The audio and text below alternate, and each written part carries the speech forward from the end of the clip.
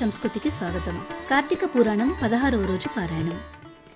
ఈ విధంగా సూతుడు ప్రవచించిన స్కాంద పురాణాంతర్గత కార్తీక మహాత్మ్యాన్ని విని సంతుష్ట మానసులైన సౌనకాది కులపతులు సూతముని, లోకోత్తర పుణ్యదాయకమైన ఈ కార్తీక పురాణము స్కాందమందే కాక పద్మపురాణాంతరవర్తి అయి కూడా ఉన్నది కదా, దానిని కూడా విశదపరచండి అని ప్రార్థించగా, మందస్మిత వదనుడైన సూతుడు, మునులారా, వైకుంఠుని లీలా వినోదాలు మహిమలు వినేవారికి వినిపించేవారికి కూడా విశేష పుణ్యాన్నిస్తాయే కానీ విసుగును కలిగించవు.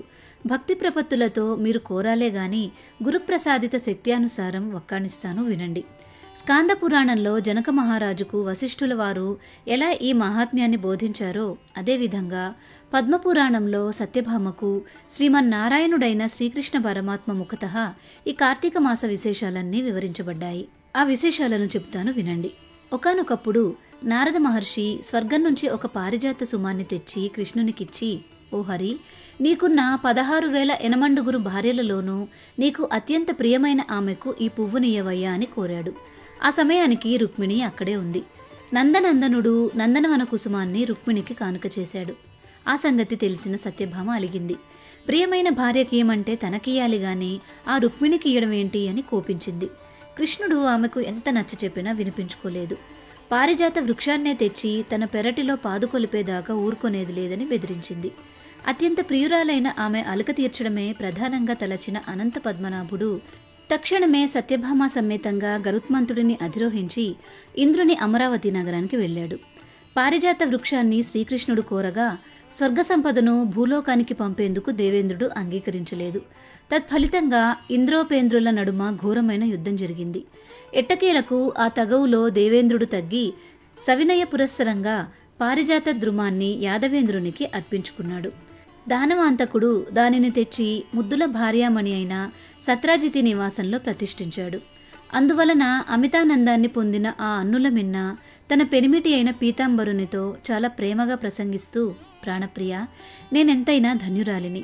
నీ 16,000 ఎనమండుగురు స్త్రీలలోనూ నేనే నీకు మిక్కిలి ప్రియతమును కావడం వలన నా అందచందాలు ధన్యత్వం పొందాయి. అసలు ఈ జన్మలో నీ అంతటి వానికి భార్యను కావడానికి, నీతో పాటు గరుడారూఢనై బొందెతో స్వర్గ సందర్శనం చేయడానికి కథలుగా చెప్పుకోవడమే తప్ప ఎవ్వరూ ఎప్పుడూ కళ్ళారా చూసి ఎరుగని పారిజాత వృక్షం నా పెరటి మొక్కగా ఉండడానికి కారణమేంటి? నేను నిన్ను తులాభార రూపంగా నారదుడికి ధారపోసిన, అలిగిన ఆవేశంలో నిన్ను వామపాదాన తాడించిన నువ్వు మాత్రం నా మీద నువ్వుగింజంత కోపం చూపకుండా ఇలా ప్రేమిస్తున్నావంటే ఈ నీ ఆదరాభిమానురాగాలు పొందడానికి నేను గత జన్మలలో చేసిన పుణ్యం ఏంటి? అదీ కాక జన్మజన్మకి నీ జంటను ఎడబాయకుండా ఉండాలంటే నేనిప్పుడు ఇంకా ఏం చేయాలి అని అడిగింది. అందుకు ముకుందుడు మందహాసం చేస్తూ, ఓ సత్యభామ, నీవు నన్ను కోరరానిది కోరినా, చెప్పకుండా అడిగినా, ఈయరాని దానిని ఆశించినా కూడా నీ సమస్త వాంఛలను నెరవేర్చి సంతృప్తురాలను చేయడమే నా విధి. అందుకు కారణం నీ పూర్వజన్మమే అంటూ ఇలా చెప్పసాగాడు. కృతయుగాంత కాలంలో మాయా అనే నగరంలో దేవశర్మ అనే వేద పండితుడు ఉండేవాడు. అతనికి లేకలేక కలిగిన ఒకే ఒక ఆడబిడ్డ గుణవతి.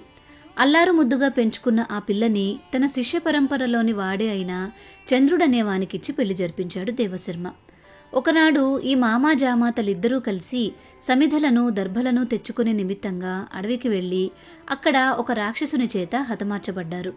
బ్రాహ్మణులు ధర్మాత్ములు నిత్య సూర్యోపాస్తిపరులు అయిన వారి జీవిత విన్నాణానికి పెంచిన విష్ణుమూర్తి, శైవులు గాని, గాణాపత్యులు గాని, సౌరవ్రతులు గాని, శాక్తేయులు గాని వీరందరూ కూడా వానచినుగులు, వాగులై, వంకలై, నదులై తుదకు సముద్రాన్ని చేరినట్టుగా నన్నే పొందుతున్నారు. అందువలన మరణించిన మామ అల్లుళ్లను మన వైకుంఠానికే తీసుకురమ్మని తన పార్షదులకు ఆజ్ఞాపించాడు. పార్షదులు ప్రభు ఆజ్ఞను పాటించారు. సూర్య తేజస్సమ కాంతులతో ఆ ఇరువురు జీవాలు వైకుంఠం చేరి విష్ణు సారూప్యాన్ని పొంది విష్ణు సాన్నిధ్యంలోనే మసలసాగాయి.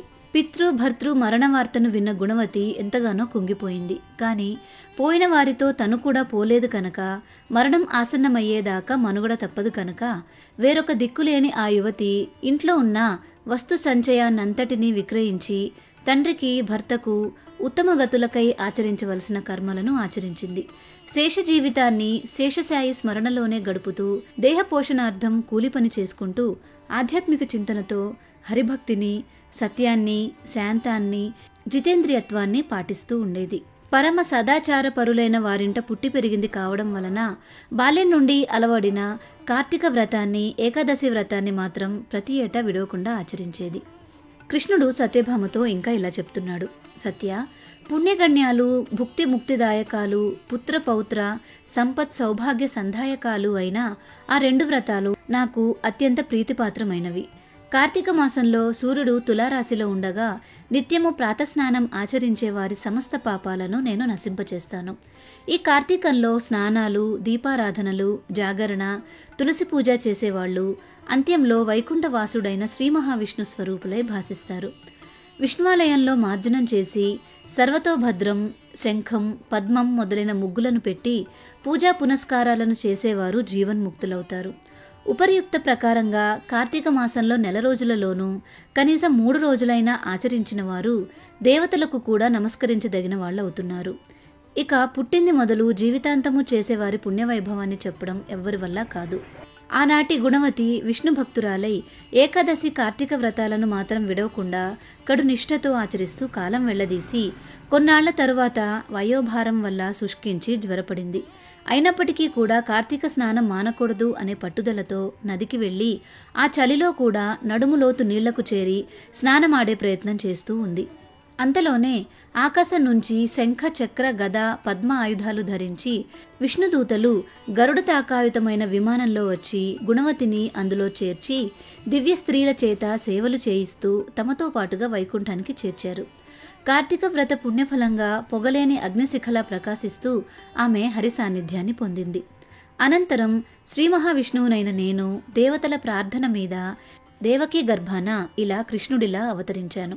నాతో పాటే అనేక మంది వైకుంఠవాసులు కూడా యాదవులుగా జన్మించారు. పూర్వజన్మలలోని చంద్రుడు ఈ జన్మలో అక్రూరుడయ్యాడు. అలనాటి దేవశర్మ సత్రజిత్తుగా ప్రభవించాడు. బాల్యం నుండే కార్తీక వ్రతం మీద నా మీద మాత్రమే మనసు లగ్నం చేసిన గుణవతే నువ్వుగా, అంటే సత్రజిత్ కుమార్తెవైన సత్యభామగా ఇలా జన్మించావు. ఈ జన్మ వైభోగానికంతా కారణం పూర్వజన్మలో నీవు ఆచరించిన కార్తీక వ్రతాచరణమే తప్ప ఇతరం కాదు. ఆ జన్మలో నా ముంగిట తులసి మొక్కను పాతిన పుణ్యానికి ఈ జన్మలో కల్పవృక్షం నీ వాకిట వెలసింది. ఆనాడు కార్తీక దీపారాధన చేసిన ఫలితంగా ఈనాడు నీ ఇంట వంట కూడా లక్ష్మీకళ స్థిరపడింది. అలనాడు నీ సమస్త వ్రతాచరణ పుణ్యాలను కూడా నారాయణాయతి సమర్పయామి అంటూ జగత్పతినైన నాకే ధారపోసిన ప్రతిఫలంగా ఇప్పుడు నాకు భార్యవయ్యావు. పూర్వజన్మలో జీవితాంతం వరకు కార్తీక వ్రతాన్ని విడువనని భక్తికి ప్రతిగా సృష్టి ఉన్నంత వరకు నీకు నా ఎడబాటు లేని ప్రేమను అనుభవిస్తున్నావు. సాత్రాజితి, నువ్వే కాదు, నీ మాదిరిగా ఎవరైతే కార్తీక వ్రతానుష్ఠాన నిష్ఠులు, నా భక్త గరిష్ఠులు అయి ఉంటారో వారందరూ కూడా నాకు ఇష్టులై సర్వకాల సర్వావస్థలలోనూ కూడా తత్కారణాల రీత్యా నా వారుగా నా సాన్నిధ్యంలోనే ఉంటూనే ఉంటారు. ఒక్క రహస్యం చెబుతాను విను. తపో, దాన, యజ్ఞాదికాలను ఎన్నింటిని నిర్వర్తించిన వారైనా సరే కార్తీక వ్రతాచరణ పరులకు లభించే పుణ్యంలో 16వ వంతు పుణ్యం కూడా పొందలేరు అని గుర్తుంచుకో. ఈ విధంగా శ్రీకృష్ణ ప్రోక్తమైన తన పూర్వజన్మ గాథను, కార్తీక వ్రత పుణ్య ఫలాలను విని పులకాంగిత అయిన ఆ పూబోడి తన ప్రియపతి అయిన విశ్వంభరునికి వినయ విధేయతలతో ప్రణమిల్లింది. కార్తీక పురాణం 16వ రోజు పారాయణం సమాప్తం. మీకు ఈ వీడియో నచ్చిందా?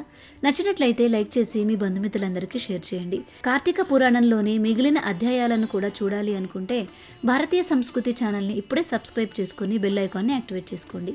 తిరిగి రేపటి రోజు పారాయణంలో మళ్ళీ కలుసుకుందాం. నమస్కారం.